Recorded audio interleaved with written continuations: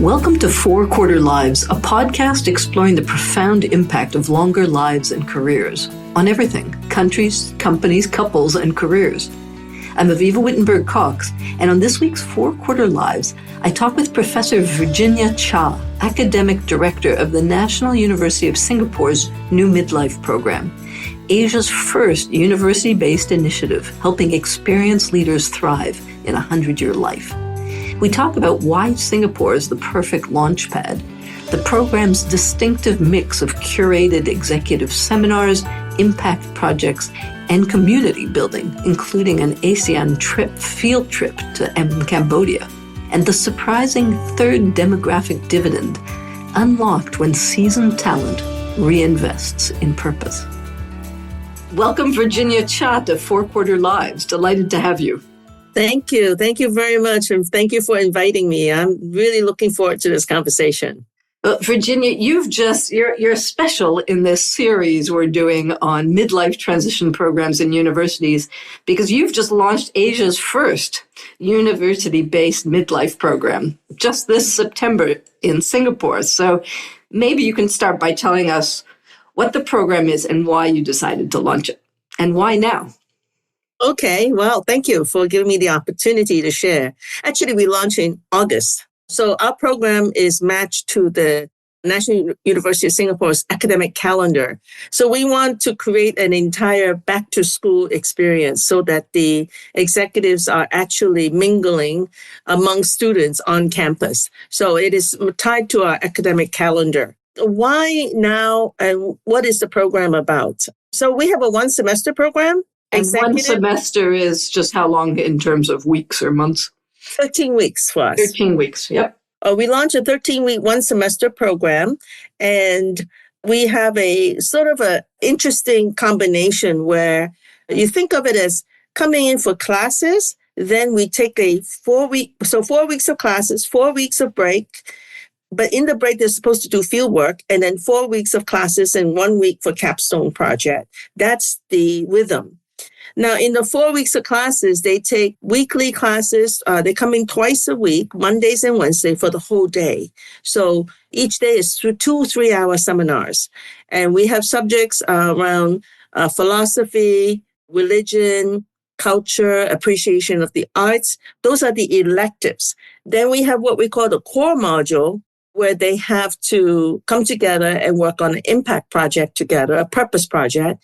And then we have another module, it's our signature module, we call it Thriving in the 100-Year Life. And that's the one where we have mostly classes where it's around 3 dimensions of longevity. One is, of course, genetics, biology, the science of it.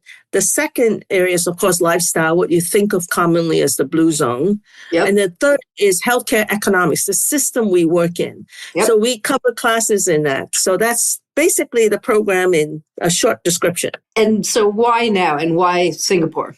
We are the first to do this in Asia, and Singapore is actually rapidly into an aging society. And in fact, by 2030, which is 5 years away, more than 25% of our population will be 65 and over. So we're actually, not only are we in the aging society, we're going to be entering super aging society very shortly. And if you think back upon the development of Singapore, people who are in their 60s today actually came to the workforce in the 1980s.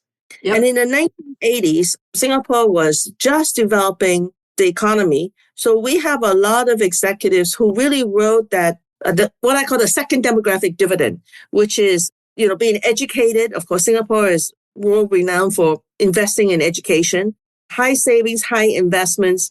So the wealth building and the middle class emergence came from this group that went into the workforce in the 1980s. Fast forward 45 years later, they're near retirement.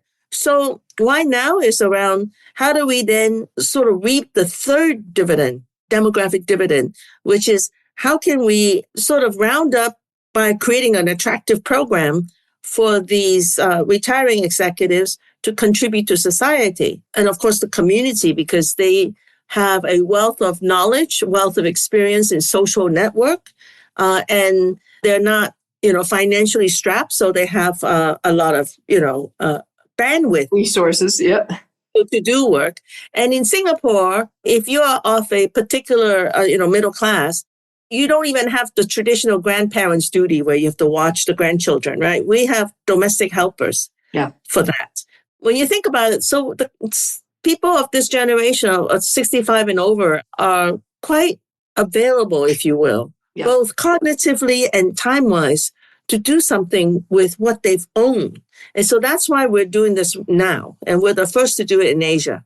I love this idea of the third demographic dividend. That's a fantastic frame that I will quote you on. I want to also ask you a little bit about your own personal motivation, because I understand this program was very much your idea, inspired in part by your own reflections at age 65. So can you give us a little bit of that personal side that got you to design and sell this idea to NUS? So happy to. So I turned 65. Congratulations. I made it. I'm right behind you. I made it. Yay. And so about a year and a half ago, I did some deep reflection about life in general and where am I, knowledge and interests, and wonder what is it that I didn't get a chance to do that I really want to do. So I'm not a physical adventurer. I don't want to do parasailing, dive off an airplane, any of those things. No, I'm more of a cerebral person. I like to learn and read and think.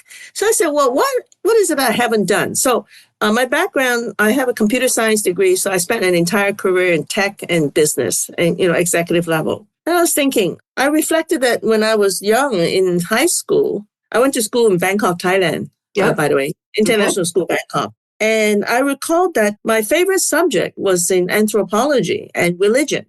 I didn't even try and I would get A++. The teachers loved me. Okay. And I didn't even have to try. It just came to me. I just loved those subjects. But I never pursued it. Fast forward, how many years later from... Tech was a pretty big draw at the time. Yeah. Well, actually, I entered tech by accident. I graduated in 1976, and back then in high school, nobody's even seen a computer in Thailand. But I took one of those tests that said I was very good at math and logic, so I should do computer science, and that's what I did. So the story for another day. You can blame the test. Yeah, so point being, I spent a lifetime career-wise in tech and business. And so I sit upon now and say, hey, what is it that I didn't get a chance to learn and want to know that I'd never got an opportunity to?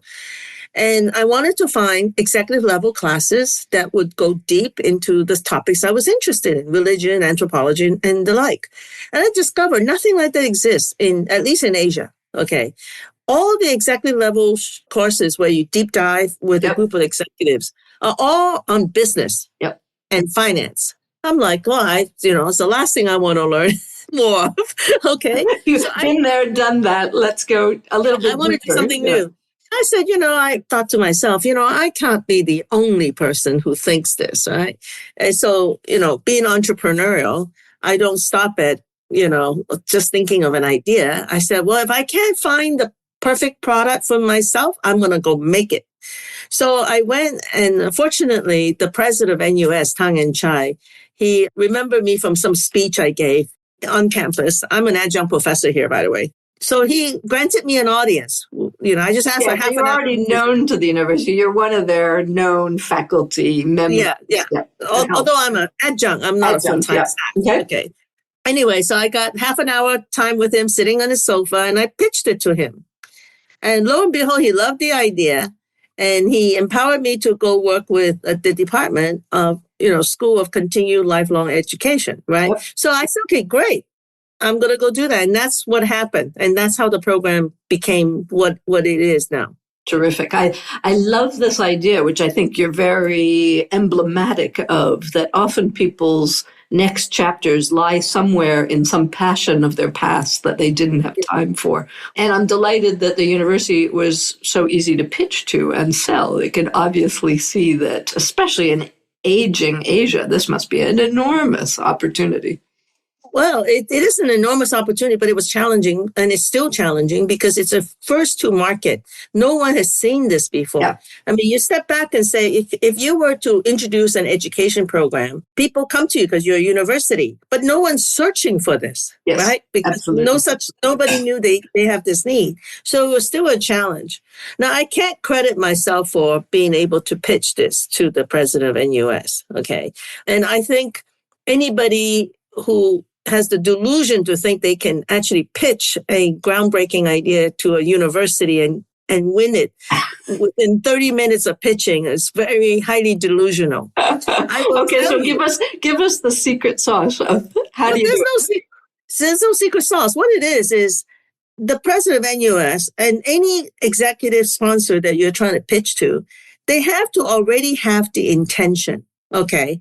And, when you go to an executive who's always had this intention, but never put it to action because of lacking of, the champion, lacking of, resources coming together, it's just sort of beneath the surface, sort of a quiet intention. And all I did was went to the president in the US and awaken what was always his intention, which was to do something about lifelong learning for that group post-career.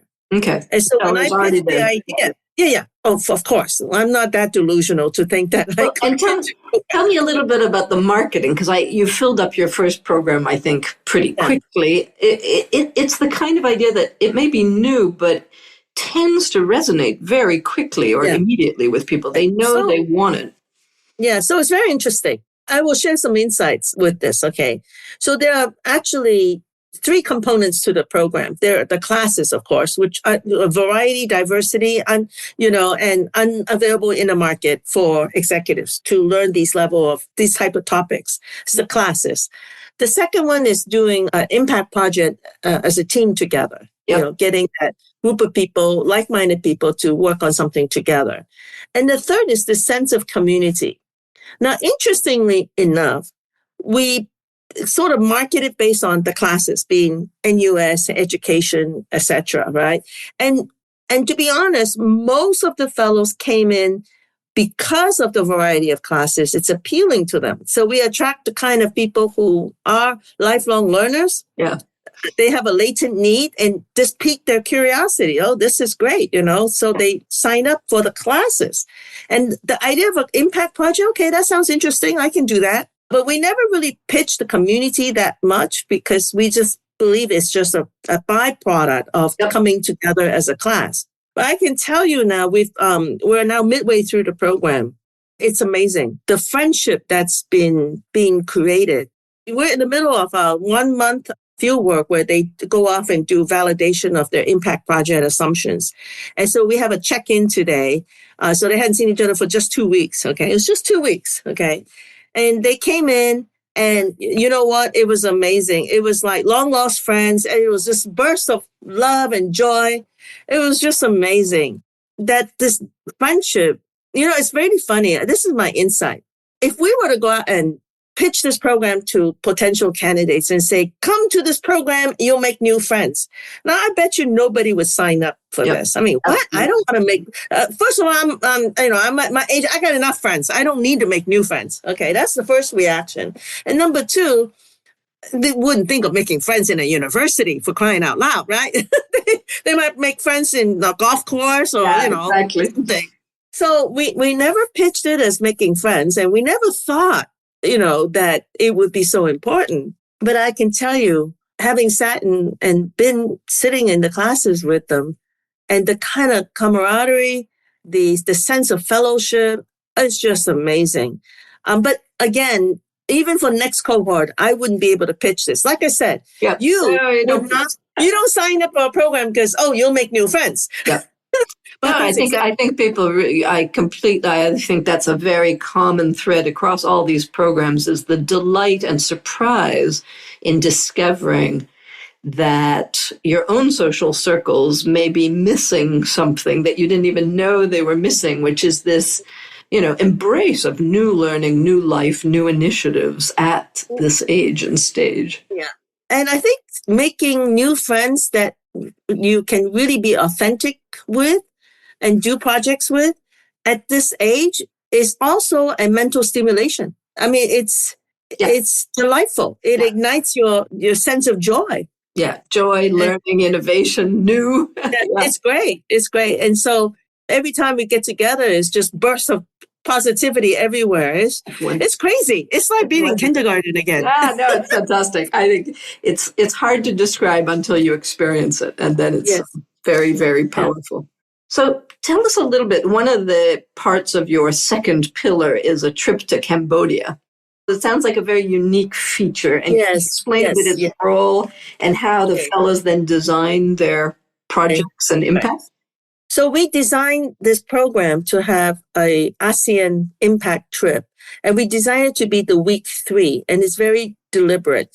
If we do it immediately at the beginning, people have not oriented themselves to the program, to each other.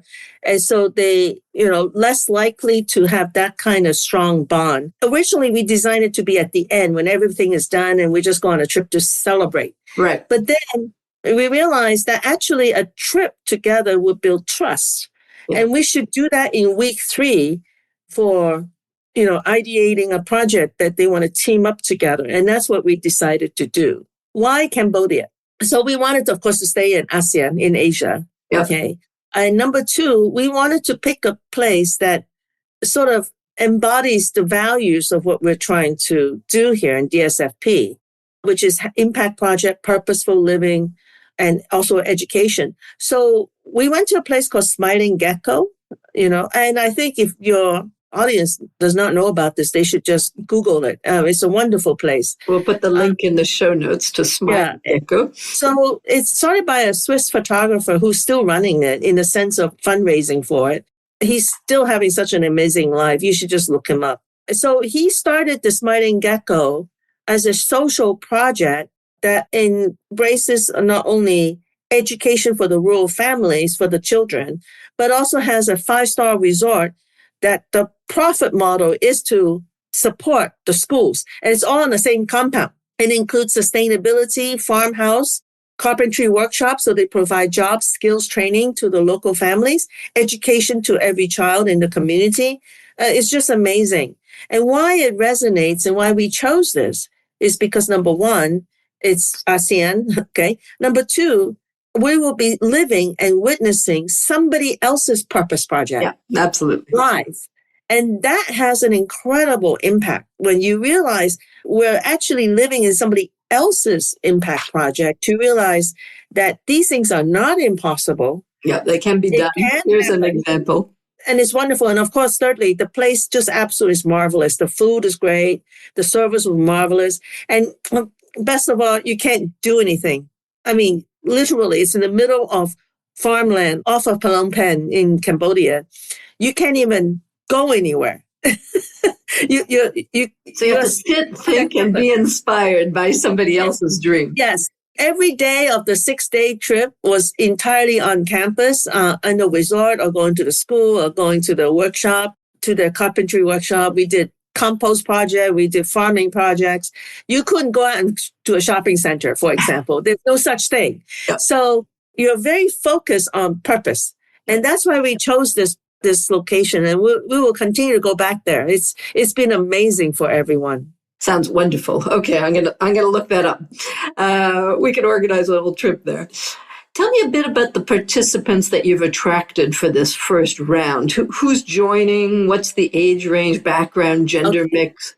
We have 21 fellow candidates. So in about 6 weeks' time, they'll earn their title of fellows. Right now, we call them candidates. The 21 fellows, the medium age is 62. Yep. The oldest is 80. Over 80. And the youngest is, I believe, 47. And the gender mix is, which is normal in Asia, is 70% male and 30% female. Of course, we would like more female. Over half are Singaporean citizens. 45% are, except for one, are resident in Singapore, permanent residents. And they live here for years and years, and you're very, very rooted in Singapore. But they are from the UK, Australia, Hong Kong, Malaysia, so a variety of countries, but they're what we call permanent residents, very rooted to the country. We have one person who's very interesting. She flies in from the Philippines to attend the classes, and she's one of the even more active fellows in the program. So that's the mixture. Fantastic. And they come from various industries. Being Asia and Singapore and of this demographic group, we tend to get a lot from finance, okay? Ex-bankers, ex-MD of various banks. We get a lot of people from real estate, okay? A lot of wealth was built in real estate in Asia, in Singapore. And then a smattering of other industries, but those are probably the most representative. So you've talked about these participants as exploring a third transition. What kind of goals or questions are they bringing with them that you've seen or been surprised or inspired by yourself? So I take a little bit of a hands-off approach. I don't push agenda on them. Yep. All right. It's very important that we don't do that as the university. They have to be willing to want to do something, an impact project. So we give them a number of mental stimulation for this, okay? And I think one you might want to hear is quite interesting. We built an AI avatar. We call it a conversation with your younger self, where they have a very quiet conversation with their younger self, which with this AI avatar. And they're comfortable. Many of the fellows came back and told us it was a very comfortable conversation. And because they had that conversation with their younger self, they find a deeper side of them about what is it they want to do. And by the way, in our program, we don't really ask them to share those private conversations. Yep. We just enjoy sort of the fruits of that conversation by them coming in and really having some pathway that they want to achieve, and then finding other fellows who have similar thematic interests, and then they do work together. So that's how we're approaching this. And what are some of the themes that are emerging? Okay. I know you're only halfway through, but perhaps I can give you some of the projects. It's amazing. We have 2 projects to do with building a community and continued long-term and continuity of care, particularly for the caregivers of 2 special communities. One is autism, special needs, and then second one is dementia. Okay. Yep. So these 2 are, you have government programs that takes care of the medical side, yep. But no one really thinks about the caregivers and where do they go? Where do they go for help? Okay. And rest. And so we have 2 different projects championed by different fellows to go and pursue that. So these are 2 of the projects.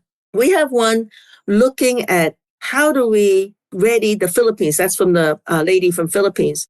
How do we ready the Philippines for the aging society, which Philippines is fast approaching? Absolutely. So we have that going on.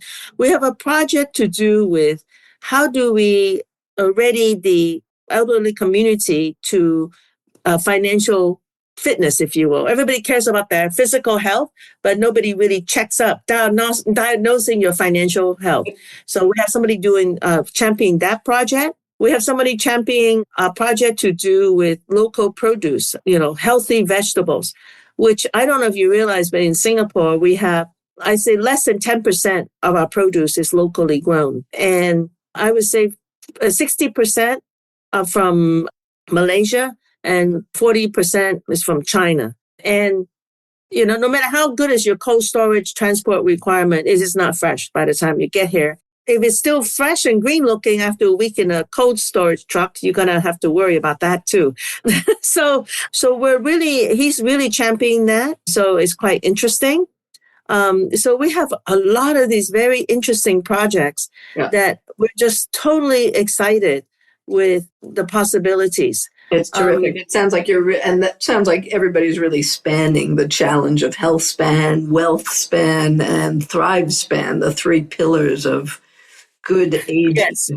We have one that's very interesting project. I will share this, and it's probably unique to Singapore. And it's called being globally integrated, globally ready.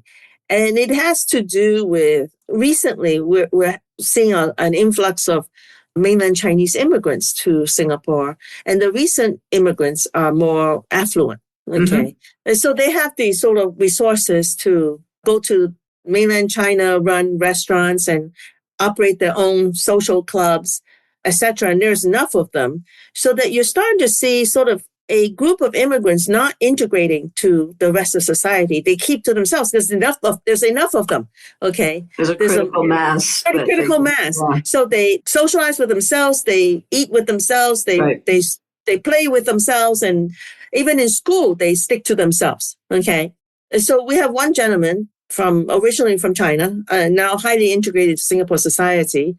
And he wants to take this on as a project to say, how do we integrate the recent immigrants into the rest of Singapore society in a seamless, friendly way, not to force fit anything, but to show the mutual benefits. Because if we don't do this, you can imagine years from now, there'll be fractures in society and the country is too small for that. Yeah. So I thought that's another That's a really good one. No, that's something that could be exportable and scalable around the world. Yeah. We got nothing with that topic everywhere.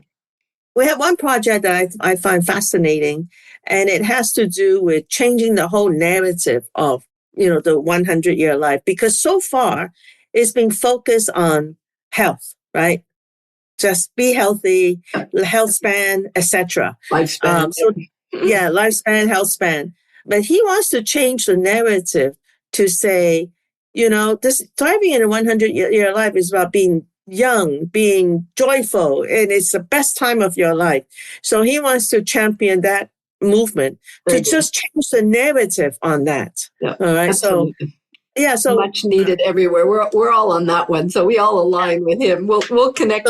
So you can see we have a lot of very interesting projects, very committed champions to do these projects. And interesting way we're organizing this is we allow our fellows to participate in 2 projects. So they're cross-integrating. So that's how you do also community building. Yeah. It's not siloed. So you can champion of one, okay, but you can and be a member of another project, or you can be maximum in 2 projects, or you can just do one. It's up to you. So that's how come with 21 fellow candidates, we have 8 projects. Quite interesting, right? That's wonderful. No, that's really good. I will track what they do and launch with great interest. So I'm curious, we've seen these programs emerge over the last 15 years or so. Harvard, Stanford, Cambridge is the latest.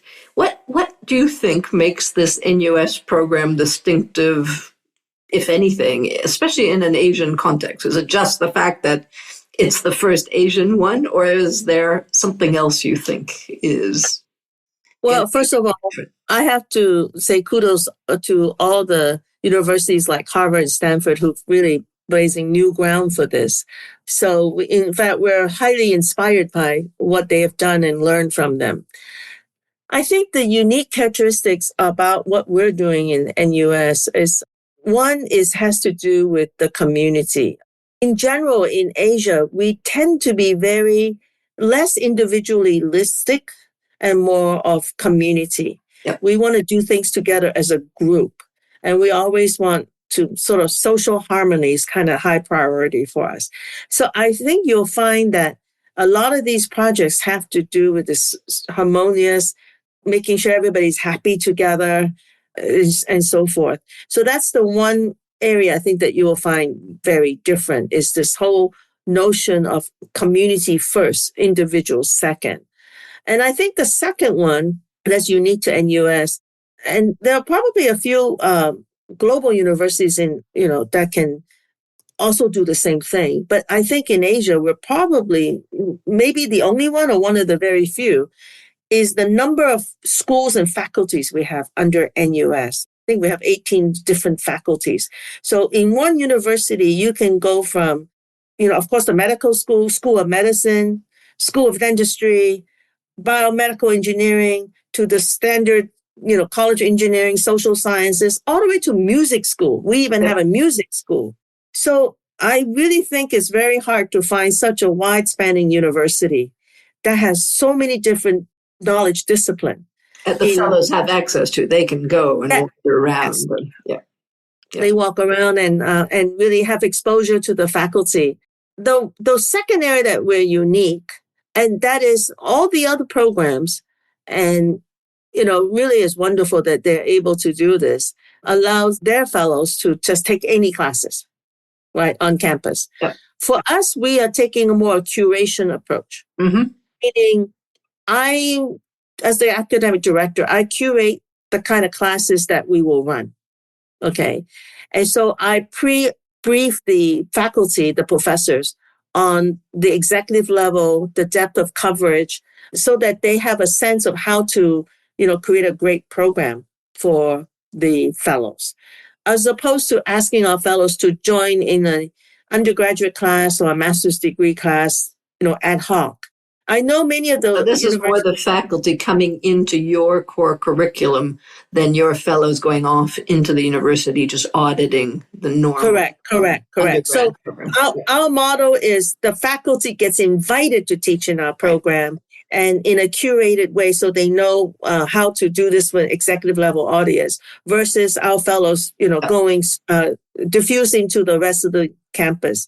And the reason why we do this is because of the model of education is different in Asia versus the West, in that I think our university, our education, particularly at the undergraduate level, tends to be somewhat exam oriented. Yeah. Okay, because that's the Asian model. Yeah. A lot of homework and less discussion at that level, even at the master's degree level. So we don't think our executives would find that meaningful for them. Whereas I think in the West, you have more of a discussion-oriented undergraduate level, even master's level. Right, I see. And you see, that's why. Hence the need to curate and design. That's right. Otherwise, the learning experience for our fellows would not be ideal for the level they're at. Good. That's the other major difference. Yeah. Okay. Of course, there's more work for us in the group. Absolutely. But you might be revolutionizing that might trickle out from your program. Because it's easier to just send them off and here's the system to register for classes, have at it. Here's the menu, go play. Yeah, here's the go have at it versus what I have to do. Because literally, I don't know if you know how it works in a university. I actually have to beg the faculty to teach because, professors are busy. They've got their own teaching units that they have to do. What's the reaction? Do they are they easily enticable? Do they like the attraction? So this is kind of funny. This is kind of fun. So because don't forget, it's new to the market. Yep. To not only the candidates, but to the university itself. Yep. The rest of the faculty have never heard of this, right? This is a brand new program. Entrepreneurship, yeah. Yeah, so I have to pitch it on both sides, right? Okay. So, and faculty, first of all, half of them don't answer email. I don't know if that you know that. No, I didn't know that. Okay, professors are very busy people. Yeah. They tend not to answer emails if it's from somebody they don't know. And NUS is a huge university, so I send out emails to some faculty. They never heard of me. They just don't answer. That's how it works here.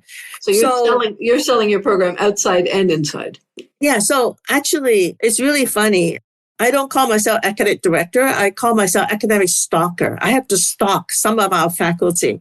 I literally have to badger them to either answer my email. Some of them literally ignore me several times. Some of them just say, "Hey, I'm sorry, Virginia. Great, sounds interesting program, but I'm busy." Yeah. Then you know what I have to do? I would find who's their star student. And then I would then ask their student, can you talk to Professor so-and-so next time you see him in class to say, please answer Professor Virginia's email. She's a good person. So I would find common links to this professor through the students. So I don't go top down, I go bottoms up. Okay. And so that's one tactic I have to do, but you'll be surprised at how much I have to stalk the faculty. I've become. I think it's a really good illustration of just how much these programs depend on their founders, really pushing the idea internally and externally. I think that's a really key to any university thinking of starting up this kind of program. But I tell you something, the same reaction from the faculty after they start. Yeah. They love it.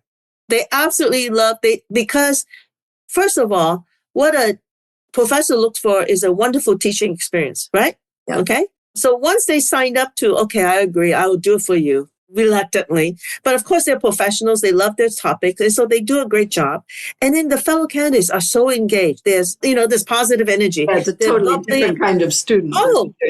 Absolutely. So very different from their normal bachelor degree, undergraduate, master's degree students.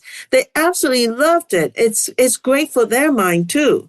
So now they all love teaching for this program. Now you're good. You won't have to work this hard next time around. Let's hope.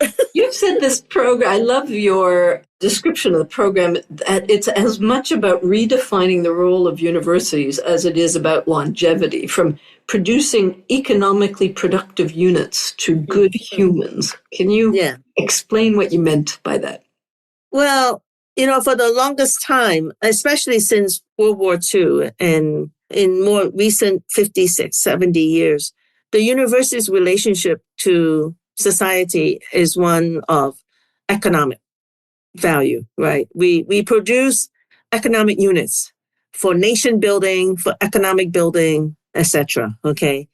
I think all universities have done a good job of that.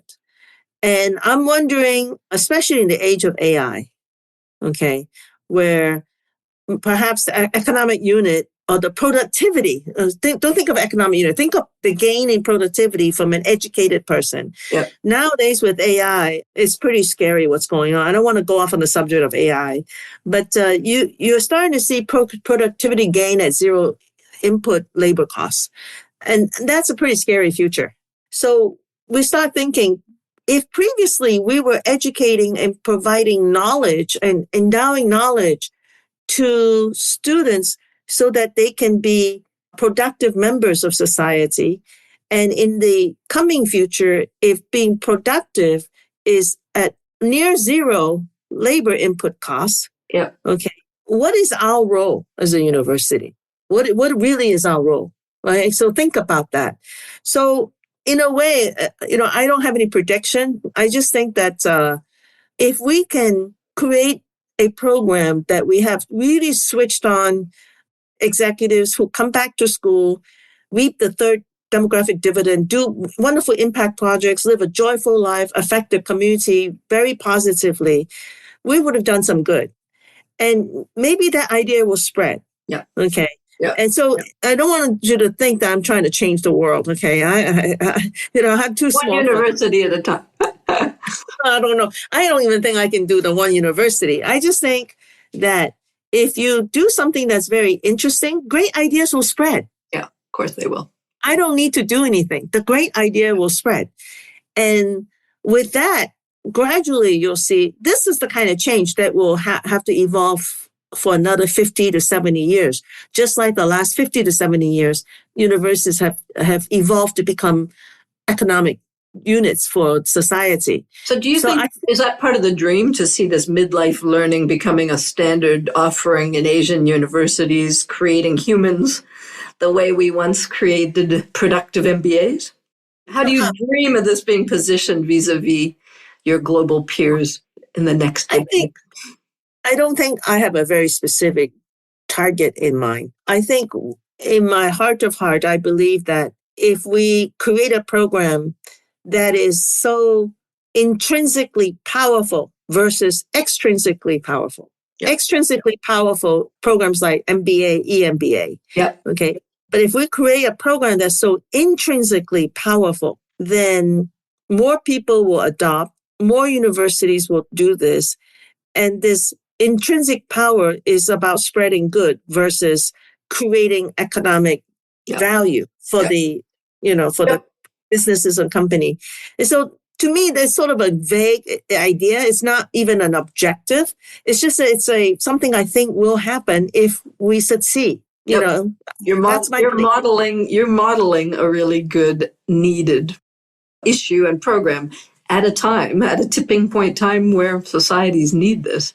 And I'm curious, I want to close because we've been talking a lot about the program, and you're emblematic of it. You're living through your own third transition while leading others through theirs. What have you learned about launching and running the first cohort as your impact project? I learned the power of friendship. I mentioned this earlier in the interview. It literally surprised me. The power of friendship and social affirmation and how much it is a motivator to the community we're building. It is a mutual motivation that, everybody comes in and talks about their project and give ideas. And then the positivity, the deep friendship, it creates the drive for everybody to even push themselves further. And I underestimated that. I did not expected that. Okay. So that's the one thing I learned. I'm normally not a people person. You think of, because you can tell I'm computer science trained, right? So I'm a tech person. So I lack all of the, boxes that says soft skills and leadership training. Yeah, I don't have those. Okay. So I always... Not yet, but it sounds like you might be picking up a few. So I always underestimate or never, explicitly make that an objective or a must do. And it just literally surprised me at how powerful it is. And yet I didn't plan for it. It just happened. I'm so completely stoked by it. It's just great. The joy of friendship at every age. You do remind me a little bit about the kindergartners who come home and are so delighted to have made a whole bunch of friends. You'll be surprised. It's exactly like that. Yeah. These fellows come in, and remember the median age is 62, okay? Yeah. And they come in and they're bubbly, giggling, and just laughing and having so much fun. It's amazing. Interesting. Yeah. The joy of later life with new friends. It's a powerful, as you say, it's a powerful driver of success and motivation. So, Virginia Cha, thank you so much for all you do, for unlocking this whole idea into Asia. And we wish you well, and we'll keep in touch to see how it evolves. Thank you, Avivah. Don't forget to give me the link to the podcast. I'll share it with the fellows. Oh, absolutely. Take care. Talk to you soon. Bye-bye. Bye-bye. For more thinking about the impact of our 4-quarter lives, you can read my column at Forbes and subscribe to my Elderberries newsletter on Substack. Let's design lives that aren't just longer, but better.